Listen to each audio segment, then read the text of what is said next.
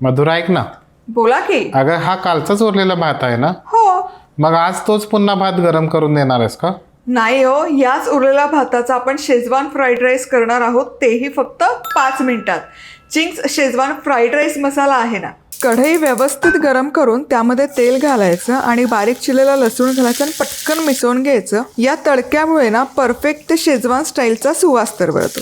आता तुम्हाला हव्या त्या भाज्या घाला आणि मोठ्या आचेवरच मस्त पटकन आहे ना मिसळून घ्या.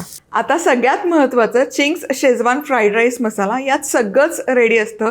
Schezwan flavour, spice, salt, garlic taste, वेगळे sauces, chilli sauce, soya sauce काहीच घालायची गरज नाही. हा मसाला स्पेशली चायनीज आणि शेजवान स्टाईल फ्राईड राईससाठी आहे. उरलेल्या भातावर हा मसाला स्प्रिंकल करा आणि मोठ्या आचेवर परतून घ्या. याने भाताचा प्रत्येक कण इव्हनली कोट होतो आणि ते perfect Chinese style schezwan fried राईसची चव येते. अरे वा, हा तर कालचा भात वाटतच नाहीये. म्हटलं होतं ना, उरलेला भात पण प्रॉपर शेजवान फ्राईड राईस बनू शकतो.